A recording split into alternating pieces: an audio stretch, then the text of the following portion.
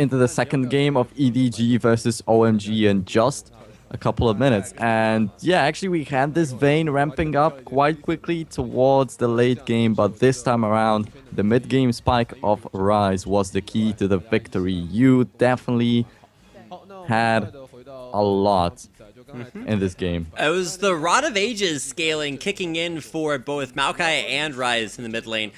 Koro and you both had that stacking up because around like the 19-20 minute mark, the gold was actually pretty even between both teams, but as those items just kept stacking up, Maokai got ridiculously tanky, and his ult you could kind of turn on and off. There's a 20 to 30 second cooldown depending on the level of his ult, so you can it's a much shorter ult cooldown than what you'd see out of Alistar. And Edward Gaming, they did a great job of sort of forcing going to pop his ultimate early, and then backing off and then re-engaging, knowing that Alistar didn't have ult. So maybe a little bit of a champion weakness there that Edward Gaming was exploiting. They used their heavy tank line and hard scaling back line just overwhelm OMG and take down game number 1. So game 1 in the books, looking for OMG to come back, and once again the guy we're looking for OMG to make that happen is Cool. Played Kassadin in game 1 and really never showed up.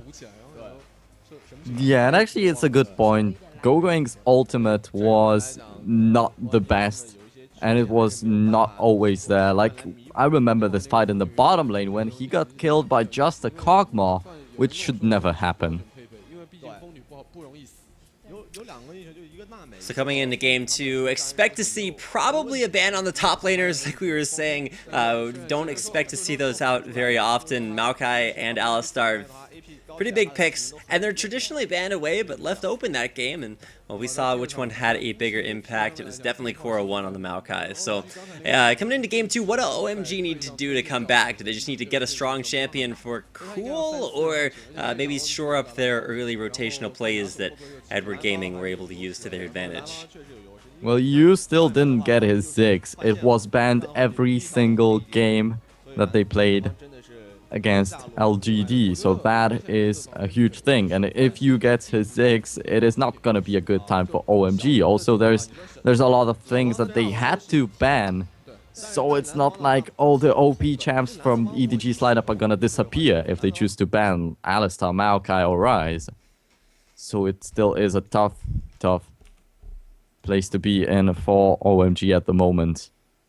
Alright, we're having a little bit of a lag issue, but we haven't hopped quite into Champion Select just yet, so give me one moment while we bring things back up. Apologies for the delay. But yeah, game number 2, it'll be coming up in just one moment. One of the cool features about LPL is not only are there both Chinese and English broadcasts, but you can actually watch individual player views of the games that are also commentated, of course, in Chinese, if you want to check that out. I believe there is a link to that on the Reddit thread for tonight's games, but really cool option that LPL has. If you ever want to just watch one particular player, you can actually make that happen. So let's go ahead and hop back in to the games, into picks and bans for game number 2. OMG versus Edward Gaming. First ban is a Lulu versus either you or possibly even Koro. Yeah, Lulu was also a huge ban target throughout the previous games of the playoffs, so we definitely should be looking at Lulu bans, at Fizz bans maybe, and definitely this Yasuo to be taken out. And of course, most probably a Ziggs against you. But yeah, there's a lot of mid lane pressure coming up from the bans. Like, we have a Zillion ban, Yasuo and Orianna right now, and there's more to come. The Zillion ban, you're going to see that almost every single game versus you. You can even ban it versus Cool. They've both played it before. The Orianna ban as well, probably going to be coming out a lot this series. The big picks I'm watching out for is the top lane. Are we going to see a Maokai ban here from Edward Gaming? And the answer is yes. Both top laners that we saw in game 1. Yeah, let's pick something else here. First pick will be a Braum for Dada, and that is a big source of strength. OMG, in their comeback yesterday versus Starhorn Royal Club, Dada's Braum was actually a big part of that. Yeah, it actually, okay, it's a Braum for Dada 7, and he's been quite successful with that. But on the other hand, we have FCCF that's been playing Janna in the previous game, and he's the most successful at champions like Thresh or Leona. His Leona at the moment is 7 wins, 0 losses. So that is a scary stat to have on your side. And if EDG can pick an engaging support, just like Thresh or Leona, that FCCF is so proficient at, then OMG's bottom lane is going to be in a little bit of danger. Now, Cool's locked in the Aurelia for Go-Going, and while Go-Going traditionally favors, things like, big Shyvana picks, has picked up that Aurelia, and I think he played it in 2 of their last games out there, so now we're just waiting for the carry lineups, and Yu is just like, hey, if you're going to let me have Ryze every game, I'm pretty sure he's just going to lock that one in, so the question is this time, OMG get a do-over, or a do-you-over, if you want to shout out their sponsor tag there. Still looking for the answer to use Ryze. They didn't have it in game 1. Yeah, so talking about Go-Going's Aurelia, yesterday he won 2 games and lost 1 with it, and during the regular split it was 2-2. So that's quite an even champion for him. And yeah, actually talking about Go-Going, he has a negative record on Jax. And Jax and Aurelia are quite similar champs that we see coming out right there. Usually the players who like to play Jax, they also like to play Aurelia. So yeah, Aurelia might be a little bit sloppy for Go-Going, but definitely still a very strong champion. That's a lock-in on Kha'Zix for San. And if Dada 7 hits a Lee Sin, that would be a Lee Sin jungle with a Kha'Zix mid. Or maybe you bring back Froggen's mid lane Lee Sin, but no, they're switching it up for Cool's Twisted Fate. Oh my gosh. So we could see a Kha'Zix out here. It'll be a jungle Kha'Zix for Drug. A very strong carry potential there. But look at EDG's lineup. If you're getting, visions of Deja Vu, it's probably because, with the exception of their top laner, it's the exact same lineup. If it ain't broke, don't fix it. And EDG are going with what works. Yeah, and it should work once again. And Cora 1 on this Shyvana, if he locks it in, that is definitely also a champion that he has had a lot of success on. While on the other hand, actually, we hype up this TF pick definitely because it is an interesting pick. But for Cool, it's been a hit or miss. He can fail it. We'll see if he does fail it. The big hype for me is the Twisted Fate. Cool has shown to be one of, if not the best Twisted Fate player in LPL this season. It's incredible when he gets it, and he's going to be running Ghost Flash on that as he locks it in. The mid lane versus Use Ryze. That matchup kind of defined game number 1. We'll look to see if it comes back equally as significantly here. Game 2. We'll be hopping into game number 2 here in just a minute, so don't go anywhere. It's the LPL playoffs here in English, broadcast on Twitch TV. 就是厂长跟大哥就在周可儿家门口相遇了，2个人手上都提着一篮礼物。这也不是老梗，本来不是优吗？我还听过那个 EDG 在我家门口啊，你家门口，好吧。好的，那么让我们一起来期待 EDG 跟 OMG BO5 第2盘。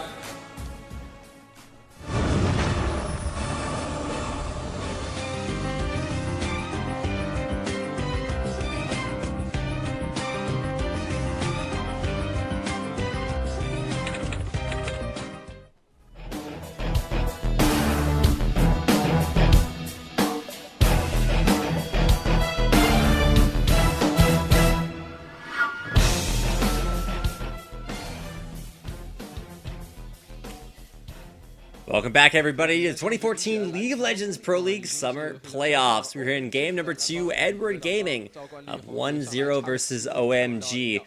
Drug gets a little bit of standard action there from Clear Love as both teams setting up for a very defensive spread start across the map. Oh yeah, and once again, we might be looking for the team fights from EDG, as always. So Core 1 teleporting to the Dragon Pit. Should happen at around 8 minutes in the game. But we still are at the first minute and not much will be happening as of yet. However, some pings are going down. So in game number 1, we saw an early lane swap, and that was primarily to go for a little bit of an aggressive push into the upper blue buff area. And it actually worked out. They blew Kuro's flash level 1 Now the tides have kind of changed, and instead of going for the same strategy, Edward Gaming will just set up for standard lanes and a very passive start. No early aggression or invades for either team. We're getting it, like I said, standard lanes, so already a big difference. And this will pit Name's Kog'Maw up against the much stronger early game pressure from Zan's Corki, which has a lot of hype behind it. Oh yeah, Name once again sitting on this Kog'Maw, so it is a thing that's been working out constantly for Name in the bottom lane, so it's always a good pick. Well, on the other hand, as you said, Zan on Corki. Not a lot of Tristana, not a lot of Lucian, not a lot of Graves lately in the playoffs. But we do see this Kog'Maw though. And while I was still happy with the Vayne pick in the previous game, he decided to switch it up a little bit to fit the team comp maybe. Yeah, the Vayne pick, especially with the Kog'Maw range, just kind of got outclassed there, especially towards the late game team fights. And now San will have a lot more range to him. He'll be able to poke out with those the missiles.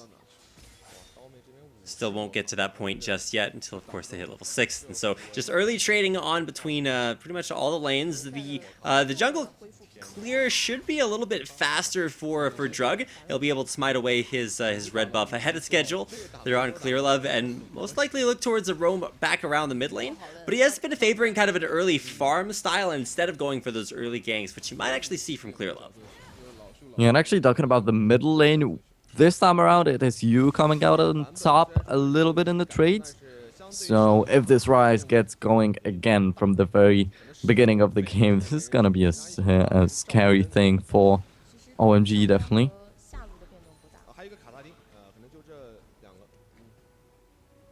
So in game 1, because of the lane swap, you saw an early level, or not level 1, but an early Dragon go to Edward Gaming. But now with the standard lanes, we should see a much longer lane phase. And what's really exciting about this is you get to see, champion and more importantly player matchups, which is one of my favorite parts about this, because you get to see Cool's Twisted Fate, which is one of, if not his strongest champion, although after his Yasuo performances yesterday, we're just going to say one of his strongest champions, versus Yu's Rise, who was not only very dominant in the lane phase, but came back towards the end of the game with some of the biggest picks that helped get EDG ahead. So in the 1v1, still looking to see jungle pressure impact either lanes. Both junglers, like I said, just favoring this very early game farm style instead of going for any ganks.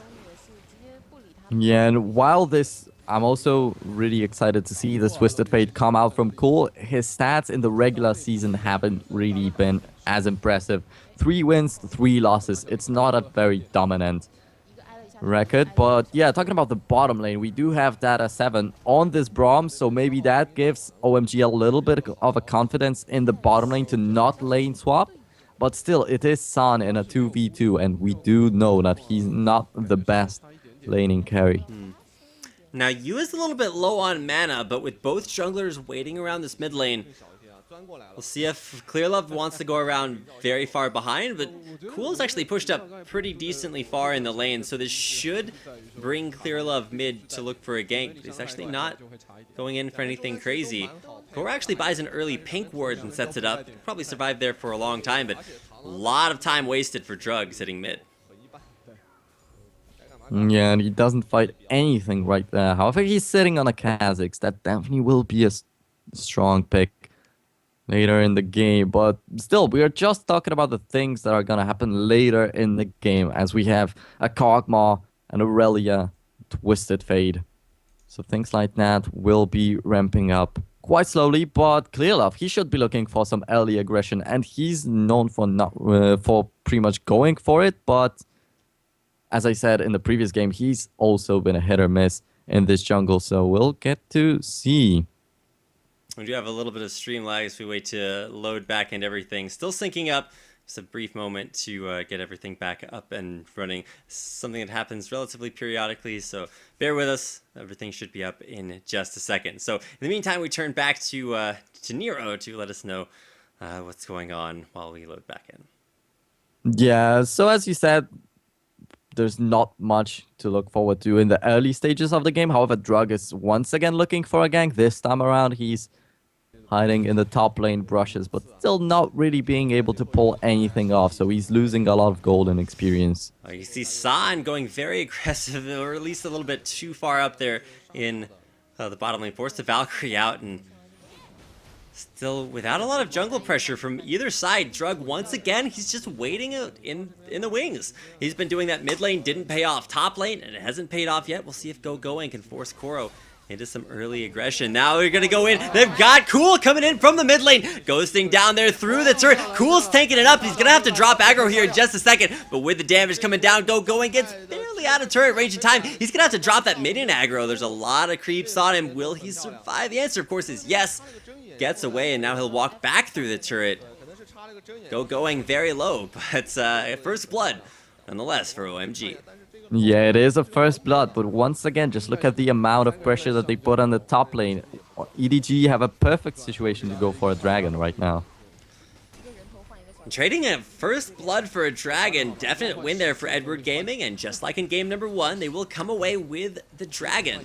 So early objective control there. I guess you can consider first blood an objective because it's a big burst of gold, but it actually went in onto drugs, so unless he's able to pump that extra gold that he got into advantages for his lanes, that'll actually be an advantage across the map globally for Edward Gaming, as they all get to share that dragon. Well, it is a Kha'Zix, so it will at least do something. It will have a little bit of damage, a little bit of tankiness later in the game, but well, Drug will still have to wait a little bit more until he finds that. And Clearlove just took this dragon, but hasn't really shown anything on the map. No ganks at all from him yet. An interesting early build from Cool. He rushed the Ionian Boots of Lucidity, and that's going to allow him a lot more, stun cards, a lot less cooldown on that, so it'll have more stuns in these team fights. And I guess that's okay, but it will create a big power differential between him and you. You will have so much more damage, and we just saw how effective you was at putting that to use in game 1, not only at setting up picks with rune prisms, but following up with just enough damage to chunk people out so that whether it was Drug or Cool, they really couldn't get into strong positions in these team fights. And that early damage for you, see if it pays off. Dragon already down, so what is the next objective that EDG want to go for? Yeah, as you said, actually, EDG came out on top in this trade, and Dragon for the first blood, and now that I look on you, he has a little bit of farm advantage in the middle lane. And as I said, once again, this Rise will be ramping up and once again will be quite a scary thing right there. He already has this Tear of the Goddess and will be building up on towards Rod of Ages. So for now, they want to get a little bit more on Name, so his Kog'Maw is safe into the late game, and they will rely a bit on you. But the teleport is burned, and they won't really force out a fight anymore. Oh, going in the mid lane, the CDR giving Cool another ult. Very, very quickly there in the mid lane, forcing the Ghost and Flash out from used Rise. So Rise very immobile, that's why you run double escape summoners. But now they're both gone, so we'll see if Cool can capitalize on that glacial fissure from Dada in the bottom lane whiffs. So they will not be able to find anything. Do force the Flash out of Name, so nice to make the immobile Kog'Maw a little bit less mobile, taking that out of the picture. And with these big flashes blown, you and Name put big targets for the next time Cool's ultimate's up. See if he can make a play off the back of that in about 60 seconds.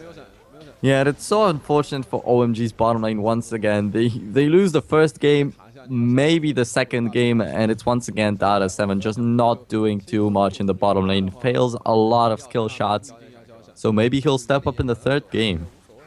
But I think that against EDG, this might be already too late. OMG were able to stay even with Edward Gaming up until about the 21-minute mark in game number 1. But it does appear, like you said, Edward Gaming, they're starting to have just straight up better rotations. The decision to go for that early first blood from OMG, while it did work out and it capitalized on Cool's ability to just teleport around the map, it was, I mean, it's a very bad timing considering Dragon subs, so we'll see if OMG want to maybe prioritize their timings based around that objective so that Edward Gaming don't come farther and farther ahead. It's something they did in game 1. They were able to take Dragon number 2 away from Edward Gaming, but with EDG now shifting back towards the mid lane and just focusing on that general area, it's not going to be a place that OMG have a big opportunity. Now Cool's ult's coming back up. See if he puts it to use. Well, Koro1 has his teleport up too, so yeah, most probably EDG will be looking for this dragon. But look at Clearlove and Yu sitting in these brushes. Cool, clearing out wards. That ward that he just cleared out, placed by Yu, is the scout out for him roaming to the side of the mid lane, looking for ults, either top or bottom. If you place that ward and you can scout things out, oh, Cool's gonna get snared out there. The stun lands on a Clearlove, prevents it from going on to Cool underneath the turret. Drugs there for the counter, and actually Going's in there, 1v3. They're gonna choose to re-engage this, another stun onto Clearlove, but Drug just gets dunked on. Now Clearlove and Koro trying to run away. Cool's got a stun card locked, but he just can't get back into range. Will the stun card expire? The answer is yes, it will. The flash in from Cool doesn't get a stun card. He will teleport in there looking for the damage on a Koro. He gets it with a stacked deck. Stacked in his favor. Cool grabs a kill of his own. It was such a chaotic fight, but in the bottom lane, something might still go down. Yep. Going's gonna get behind Name. Now Clearlove's coming back in there, but Going's already committed in there. He's gonna get the Blade Surge, looks for the reset, gets the extra damage onto FCZF. The rocket will land as well, and now it's Clearlove that has to get out of town. Look at that burst damage. Not able to kill him, but it's another 2 kills coming to OMG. And OMG right now coming out 5-1 on top, and they didn't even get anything from this one. So unfortunate for them. And OMG is in the driver's seat, and the dragon will be spawning in just a couple of seconds, so they definitely have a good opportunity to take this one home.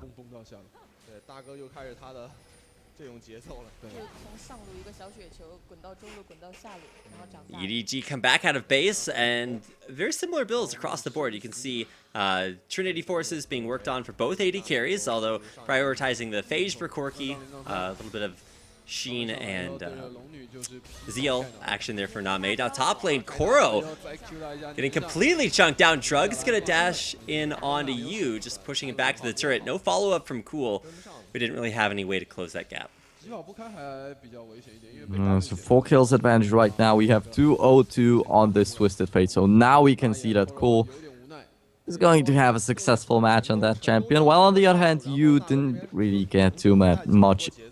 Even though he was leading in farm, even though he was already stacking this tier of the goddess, right now he stopped. And he's not really gonna get too much anymore.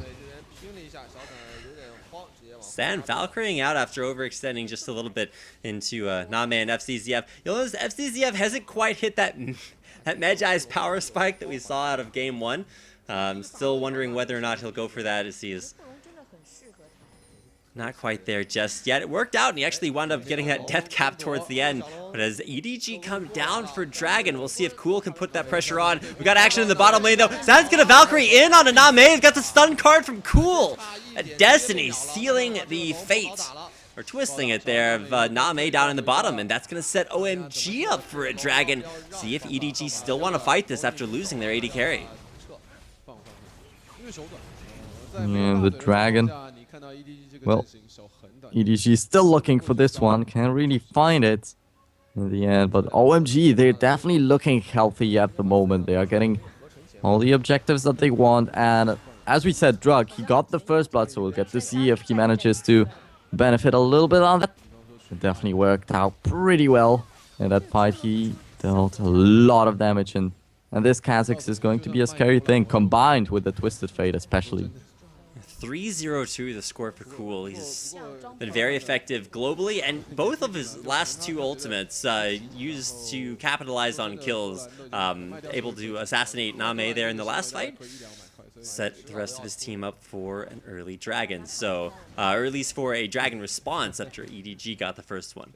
Koro was left alone up in the top lane, didn't use his teleport to come join that fight. So he was able to take that top lane turret down. Actually, going there just in the nick of time. He will Blade Surge in there after a nice E10 style combo. Koro down to half hit points.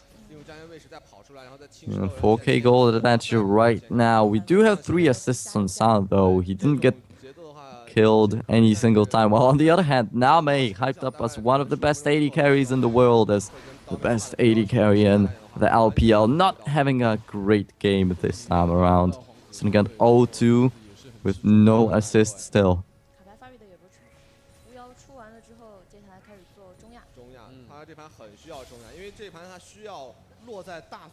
With the potential for 3 Trinity forces this game. So the Trinity of Trinities. You have 2 of them out there already. Of course, Going is going to be a little bit further behind, although he's 2-0-3, so he should hit that power spike pretty early.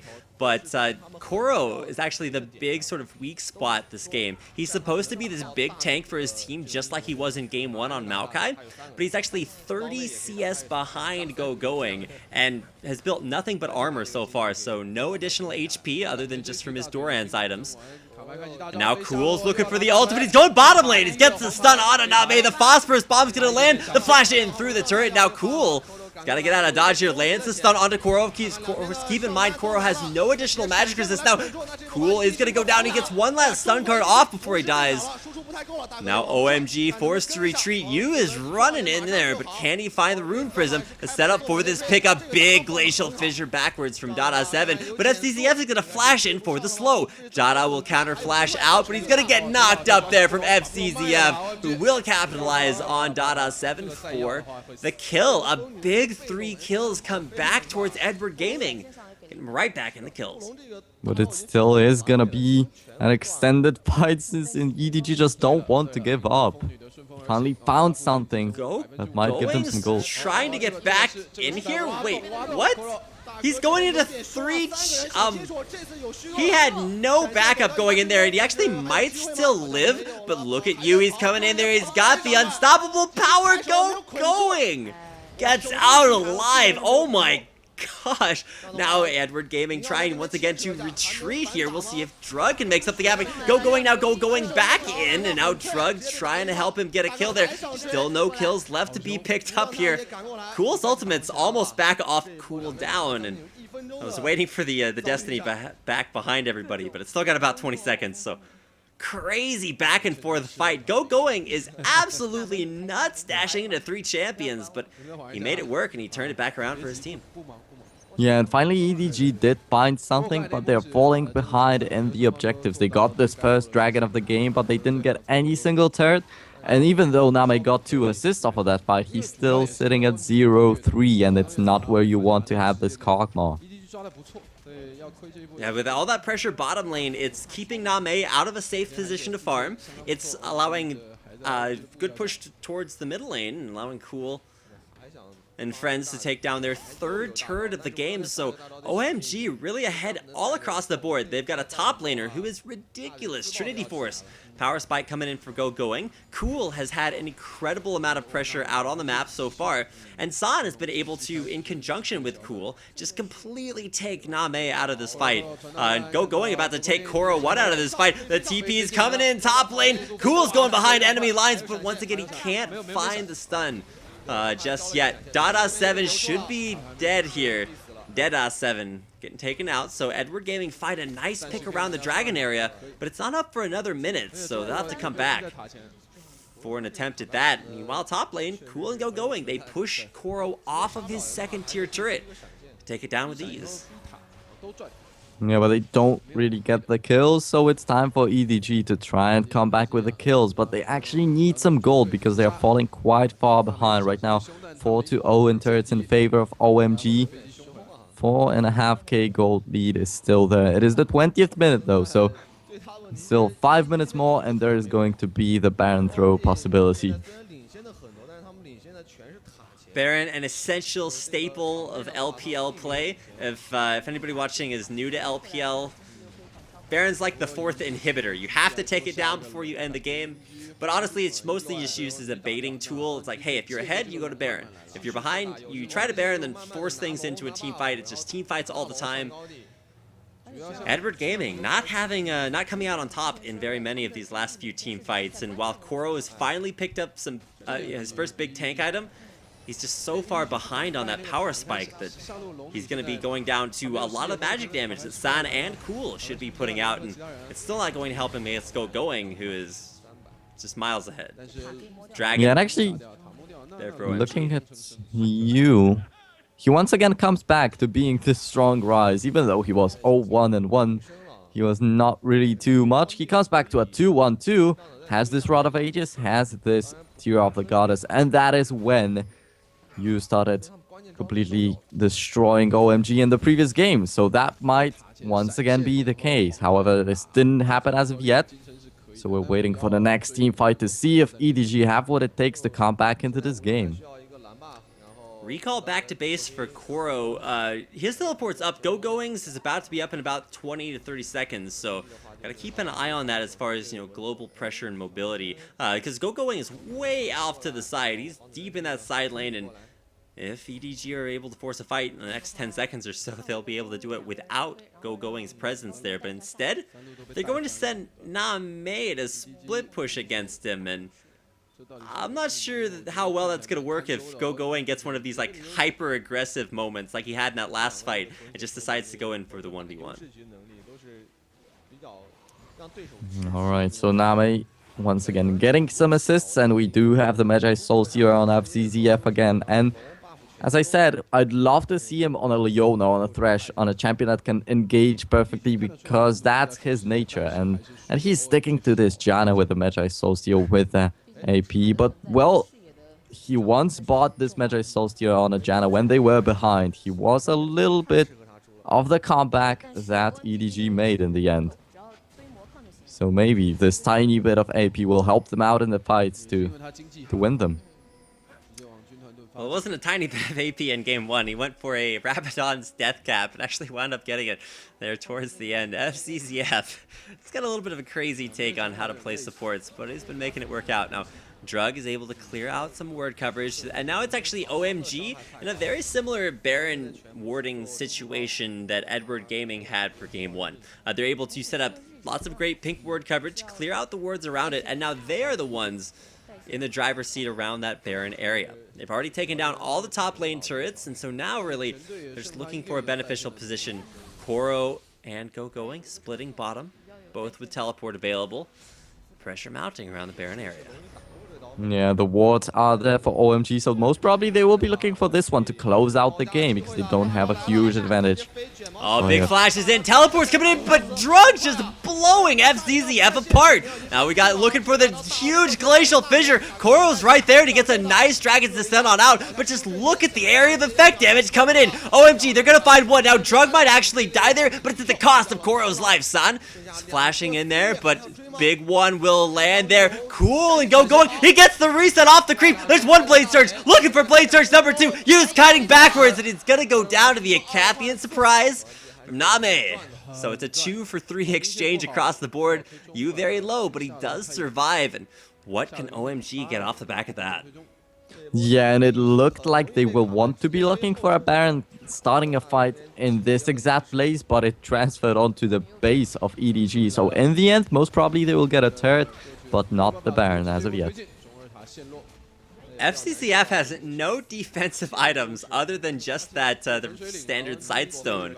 And when Drug and Cool decided who they were going to blow up, I've never seen more red in a health bar than FCZF, so kind of got caught looking, and he was the first to fall. OMG overdove just a little bit there, going pretty deep inside the enemy base, led to going down there, but still pretty impressive team fighting. You can see when OMG want to start a fight, they get a very nice pick to start it off of Drug just blowing FCCF up. Yeah, so unfortunately FCCF goes down a little bit too quick in the fight. He even used his ultimate but wasn't able to do anything with that. So EDG, that's not really the support that they're looking for. No big CC because he's dead in the fight. Can't even stay alive. And if he just gets caught, he transforms into Data 7. And right now it's OMG who come out on top. OMG, they find a nice pick on the ward, but look at the engage coming in. San, he's got a nice wall in front of him set up by Clearlove, and so he's going to be the one DPSing from the backlines. Now Drug is actually in there, Koro pretty tanky, but look at Cool coming back in for the re-engage. Koro gets exploded from all the magic damage, and OMG, off the engage from Clearlove, find 2 kills of their own, back on Edward Gaming. Oh yeah, and OMG just finding whatever they want. They will secure yet another turret. And 6-1 is not really the score that EDG would like. Oh, Name walks forward to try to find a pick onto San, or try to find a pick onto Cool, but San just comes in there, and now Drug deleting FCZF again. OMG, I mean, what's happening to Edward Gaming? They're trying to get these 1v1 picks, but they just walk too far forward. Yeah, and that's in Name positioning, so that's exactly it. Name hyped up as the best AD carry, and it's just not his game. He's stepping too far forward. 5 deaths on him is not the thing that you usually see. It's one game on 100 that he plays not so well with the positioning, and that's the turret that even makes taking the turret easier for OMG. So what problem would it be to take a Baron at this stage for them? I don't think that EDG can contest for anything at the moment. Well, OMG were able to recall back to base, and just look at the power spikes that you're starting to see. There's a needlessly large rod on top of the completed Lichbane, Zanya's Hourglass, and Void Staff completed for Cool, who is a monster right now. You've got 3 items there for Corki, who did choose to go for the magic penetration boots, so we'll be relying on the hybrid damage coming out there, not just his auto attacks.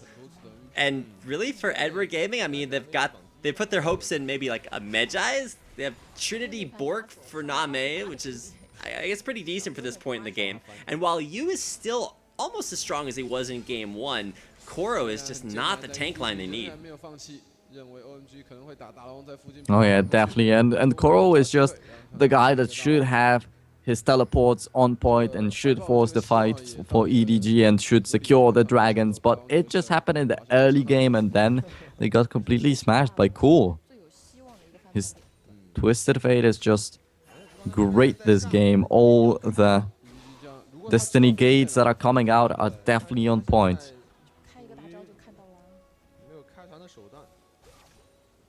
No, OMG, they will be setting themselves up for this Baron. Now, Edward Gaming, they've taken a step back from Baron, which does give OMG the opportunity to clear everything out. The positioning that they had there at the bottom lane turret may be haunting them once again, as they're nowhere near this Baron buff, and OMG are just starting it up. The marauding Cool down there in the bottom lane actually drew most of Edward Gaming back, and they're choosing to give up this Baron. Go back to base, and oh, a nice ultimate out there from Cool. Keeps him away from Koro, who actually, I believe, used his ultimate to try to stop him from TPing out.